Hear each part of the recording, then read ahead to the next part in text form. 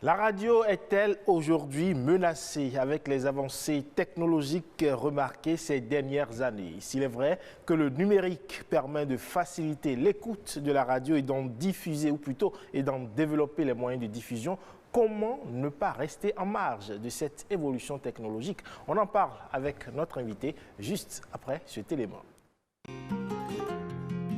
Média le plus consommé au monde, la radio est aujourd'hui un instrument puissant pour célébrer l'humanité dans toute sa diversité. Outil de communication universelle, elle continue d'être le moyen d'information ayant la plus grande pénétration sur la planète Terre. La radio est très importante dans le quotidien de l'homme car elle traverse les époques en restant le relais d'un monde en perpétuelle mutation. La radio aujourd'hui, elle sert à communiquer, informer, éduquer, sensibiliser et toute autre chose. Parce que c'est un instrument vital pour des pays comme nous, comme l'Afrique, qui se veut être et devenir performante. Donc c'est un outil mais formidable. Vous pouvez être même couché, les yeux fermés, vous écoutez la radio. Mais allez au champ, vous allez voir, le paysan, il a toujours son poste radio avec lui. Média de la mobilité, la radio est devenue une plateforme accessible à tous et partout. Elle s'est ainsi adaptée aux comportements et modes de vie des populations malgré l'avènement des réseaux sociaux et des médias en ligne. Moi, je suis toujours la radio. Mon portable est là, c'est la radio, je suis. Avec la radio, vous avez les informations fiables. Vous savez que ça là, c'est traité par les professionnels. Et il n'y a pas les fake news dedans. Tout le monde n'a pas le temps de suivre la télé. Même moi, j'étais dans le pays profond, c'est la radio qui domine. Avec la radio, ça me permet de rester chez moi dans ma chambre et de voyager beaucoup. C'est-à-dire quoi? Quand vous êtes avec la radio, les informations, tout ce qui se passe au Togo, en France, en Amérique, aux États-Unis, un peu partout, vous sachez tout chez vous, dans votre chambre là où vous êtes. Quand vous êtes sans la radio, c'est que vous êtes déconnecté. Un monde sans radio, il n'y a rien d'impossible, mais ça sera difficile. Depuis plus d'un siècle, elle se fait l'écho de nos sociétés à travers des voix, des musiques et des émissions. La preuve, durant la pandémie du coronavirus, elle a permis par exemple d'assurer la continuité pédagogique, de lutter contre la mésinformation et de promouvoir les gestes barrières. Des changements qui pourront donner naissance à d'autres innovations pour une radio meilleure. Nous sommes également à l'heure du numérique. Si nous voulons réellement être à la pointe de la technologie, et si nous voulons réellement nous accommoder à tout ce qui se fait également de bon à l'extérieur, au-delà de nos frontières, la radio au Bénin doit être numérique. On a quitté le temps des disques, on a quitté le temps des cassettes, on a quitté le temps des CD. Aujourd'hui, on est au port USB, on est au câble et autres. Et donc, il faut que chaque journaliste puisse savoir tout faire. Parce que si vous ne savez pas tout faire aujourd'hui à l'ère du numérique, vous ne ferez pas bien votre métier et vous ne serez pas à la pointe de la technologie.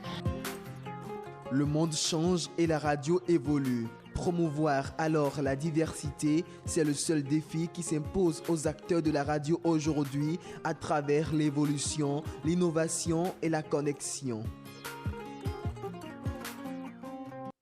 Et voilà qui nous plonge au cœur de notre sujet de ce jour, la radio face aux enjeux du numérique. Et pour en parler, on reçoit Tahirou Diarra. Il est enseignant-chercheur à l'EPAC, maître de conférences des universités du CAMES. Bonjour. Bonjour, monsieur le journaliste. Merci d'être avec nous. C'est moi. Et pour conduire cet entretien à mes côtés, Amandine Agnabossou, bonjour. Bonjour à vous, Ivaïs Balogo, monsieur Diarra, bonjour. Bonjour. Et est-ce que vous écoutez toujours la radio? Pour être franc, je dirais la forme classique, non. Et vous la suivez sous quelle forme alors? Au niveau de mon ordinateur, téléphone, portable, voilà. C'est vrai. Vous êtes dans la forme numérique de la radio. Voilà, c'est ce que je peux dire pour être franc. Parce que même chez moi à la maison, je n'ai pas la radio. La radio classique. Oui, et que pensez-vous alors de la radio aujourd'hui? La radio, je dirais la radio est la radio est en pleine évolution. D'accord? Parce que, comme vous l'avez introduit, nous sommes dans un monde, je dirais, hautement numérique.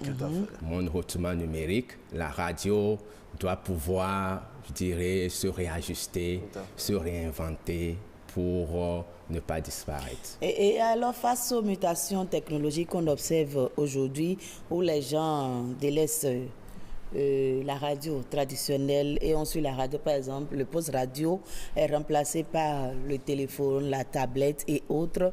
Est-ce que, à votre avis, la radio est menacée? D'abord, moi, je vous dirais que c'est l'ordre normal des choses. C'est l'ordre normal des choses. Le monde évolue. Comme vous le savez, auparavant, il y avait les machines à frapper, les machines dactylographiques. Est-ce qu'aujourd'hui, est-ce que ça existe?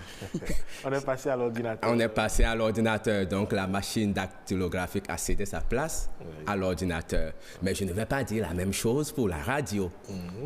C'est pourquoi je disais à l'entame, la radio doit se réinventer pour ne pas disparaître.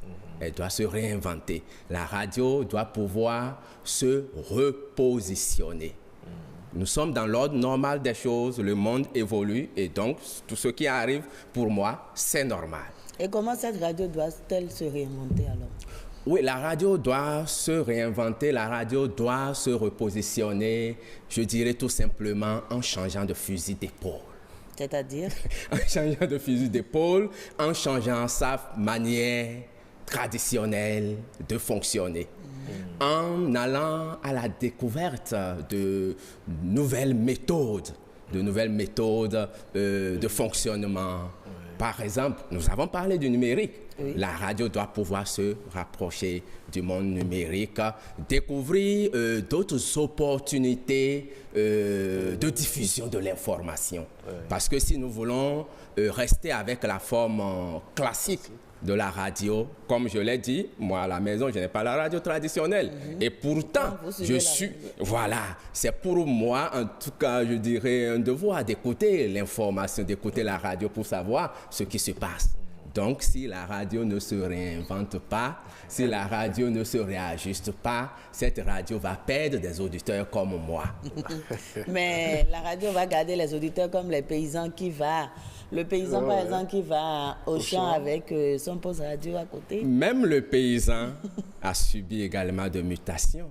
Nos parents qui ne savent ni lire et écrire, vous allez les voir tenir WhatsApp, envoyer des messages audio, WhatsApp. Vous voyez? C'est-à-dire qu'il y a une mutation générale.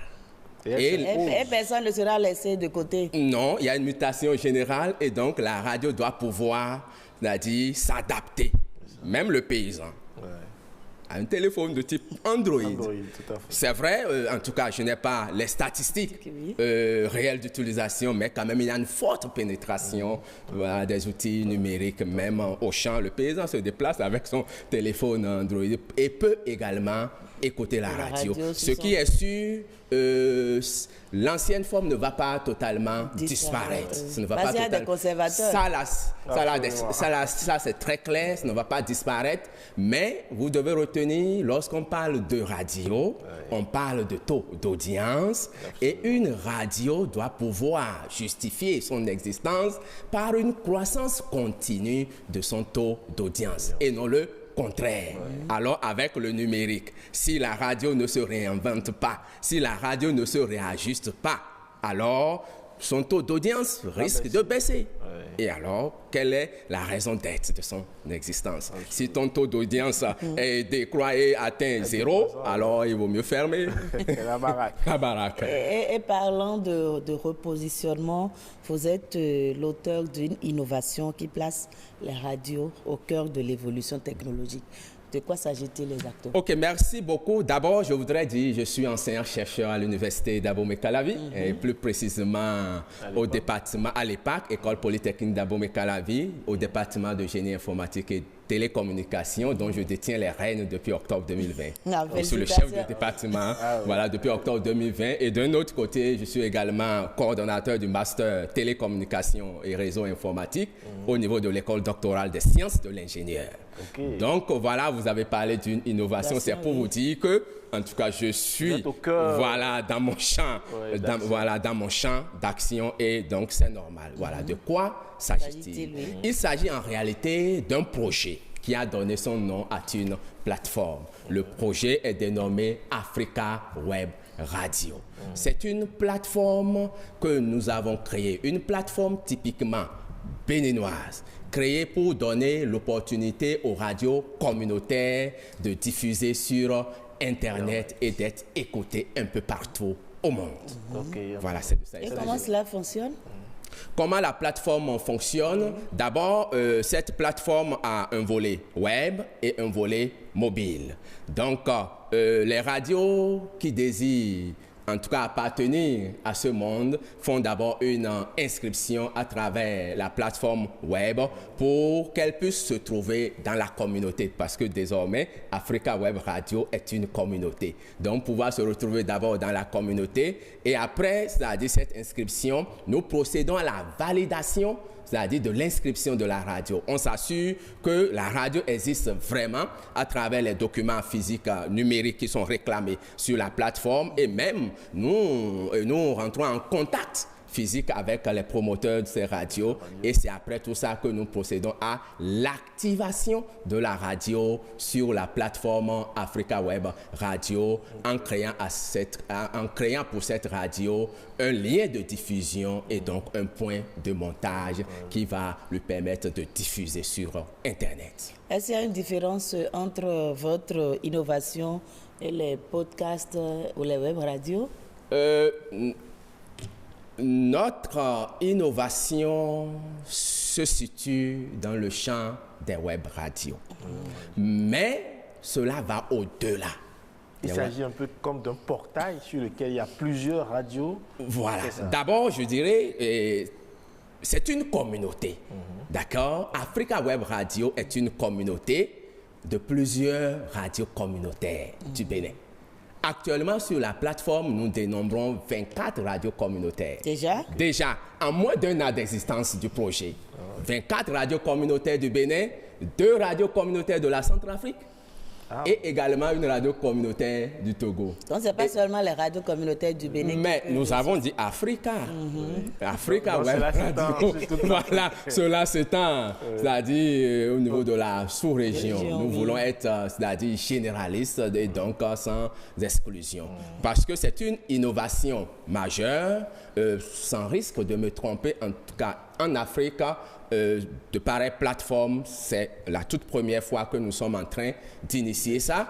Mais en Europe, aux États-Unis, en tout cas, voilà, des choses existent comme ça dans ce sens. Mais nous pensons que nous pouvons également nous positionner. Et donc, en moins d'un an d'existence, nous avons déjà pu former cette communauté. Et donc, il y a bien évidemment plusieurs radios qui sont à la porte d'entrée. Nous sommes en train de faire le paramétrage pour leur intégration. Est-ce que vous avez déjà des retours? Oui, des retours positifs. Oui. Je dirais positifs. Positifs et cela nous motive davantage. Il y a eu vraiment des comparaisons qui sont opérées et cela montre que nous sommes sur le droit chemin. Je voudrais ajouter que, vous voyez, aujourd'hui nous parlons de la radio. Je vous ai dit, je suis enseignant, chercheur. En réalité, au départ, la radio n'est pas dans mon champ d'action. Donc, j'ai décidé en quelque sorte d'élargir ma zone de confort en créant de nouvelles opportunités. Et donc, nous avons décidé donc de travailler dans ce domaine pour apporter de l'innovation, de la valeur ajoutée. Donc, je disais, tantôt, notre plateforme va au-delà d'une question de web radio simple. Également, nous intégrons la notion de podcast. Et nous sommes également au-delà de cette notion parce que nous avons dit, nous voulons apporter de la valeur ajoutée. Nous voulons transformer la radio classique, la radio conventionnelle. Nous voulons transformer la façon de fonctionner. En ce sens, l'innovation première que nous avons apportée, c'est de pouvoir donner la possibilité aux auditeurs, comme à l'image de WhatsApp, d'interagir avec et l'animateur radio à travers une messagerie instantanée. Également à travers un appel audio.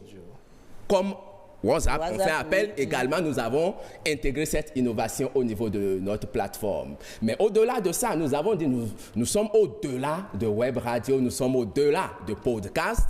Également, nous donnons la possibilité aux radios communautaires de recevoir par exemple, les paiements, en tout cas des prestations radiophoniques à travers la plateforme. Nous avons également introduit un autre module de sondage. Par exemple, la radio veut avoir une idée sur un fait de société. Alors, des questions seront posées sur la plateforme aux auditeurs et à travers ça, on pourra savoir, par exemple, la population souhaite telle chose à tel pourcentage. Également, vous savez, nous sommes enseignants, chercheurs et notre rôle, c'est d'évaluer. Et donc, nous avons également introduit au niveau de notre innovation un système d'évaluation par QCM.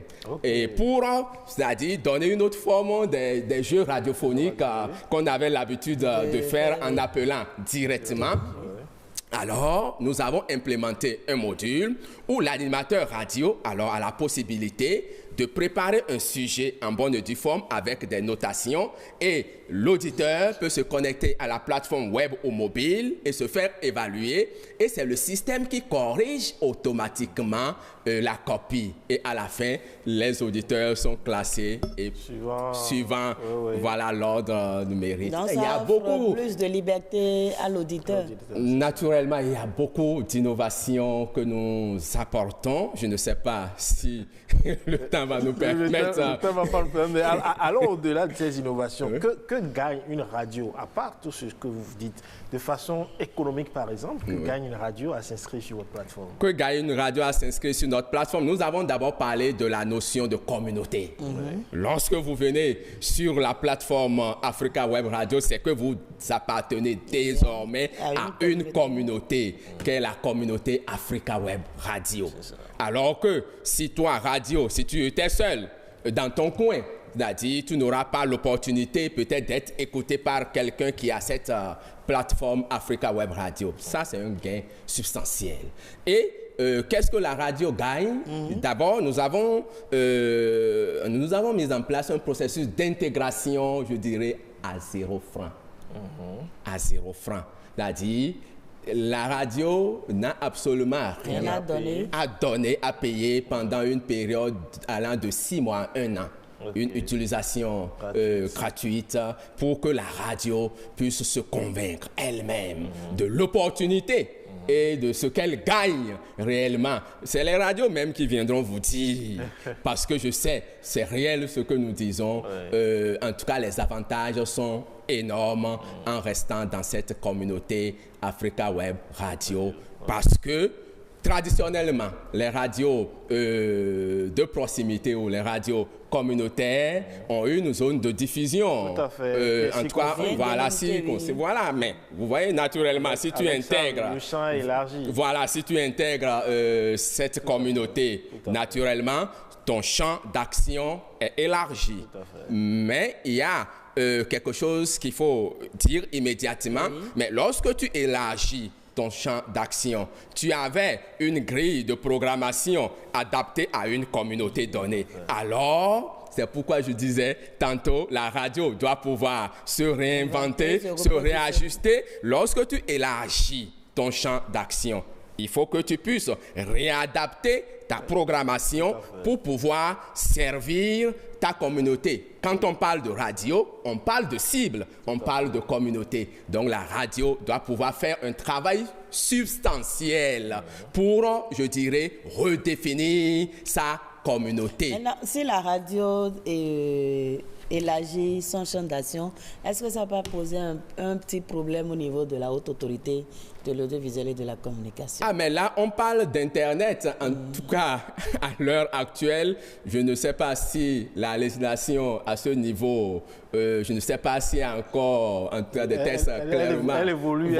Voilà, les choses évoluent. Oui. Bien évidemment, je pense que la HAC doit pouvoir tenir compte de tout ça. Mais là où je suis, je suis dans ma chambre, je peux diffuser des trucs sur Internet, non? Oui, mais... pourquoi ne pas permettre... Mais il y a une réglementation à la matière. Naturellement, il y a une réglementation à la matière, mais on ne peut pas empêcher l'évolution. Et justement, cela pose la question de la sécurité de ce qui est envoyé à travers votre plateforme. Voilà. Est-ce que ce qui est envoyé ne portera pas atteinte, par exemple, à la cohésion nationale? Quel est le suivi que vous faites derrière pour éviter que cela n'arrive? Mais les radios communautaires, à la base, sont contrôlées par l'ARAC.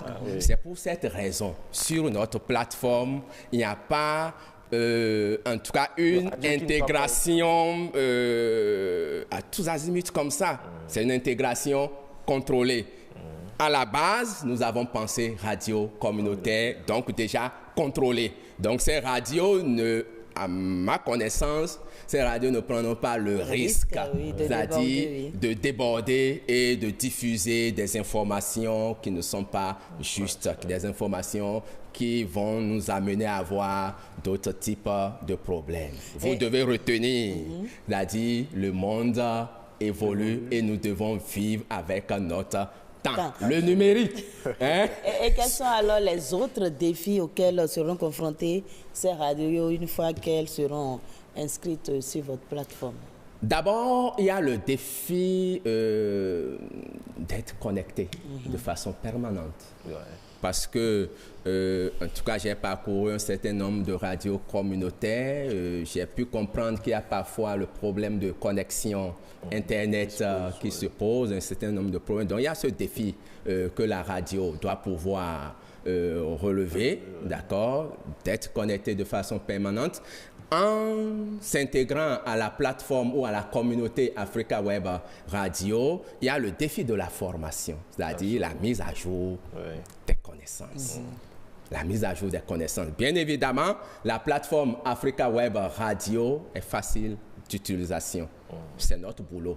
C'est ça que nous savons faire en tant qu'enseignants, chercheurs. Nous savons faire ça, développer des outils simples d'utilisation. Mais au-delà de la simplicité, alors il y a le défi de la formation. Nous devons former ces radios communautaires, c'est-à-dire le personnel des radios communautaires, à pouvoir utiliser efficacement cette plateforme pour avoir de la valeur ajoutée. Amandine Anyambossou, je crois que le temps est parti. Oh, déjà. Oui, déjà. On a dit beaucoup de choses, mais on n'a pas tout dit. Il reste encore beaucoup à dire. On aura l'occasion certainement de revenir encore en parler. Merci Très beaucoup belle à vous, innovation. C'est moi. Africa Web Radio. Je rappelle que vous êtes Taïrou Diarra, enseignant-chercheur à l'EPAC, maître de conférence des universités du CAMES. Merci d'être passé sur ce plateau. C'est moi. Amandine Anyambossou, Evaïs Balogun, merci pour l'entretien. Merci à vous aussi. On se dit à dimanche prochain. Oui, on prend le rendez-vous. Merci à toutes et à tous d'avoir été des nôtres pour cette émission. Retrouvez-la en replay sur le site de l'ORTV, le www.ortv.bj. Évidemment, nous sommes également dans le numérique ici. Vous nous retrouverez également sur les différentes plateformes digitales. Facebook avec la page Facebook de Bénin Business 24 et la page Facebook de votre émission Week Echo. Merci à toutes et à tous et à très bientôt.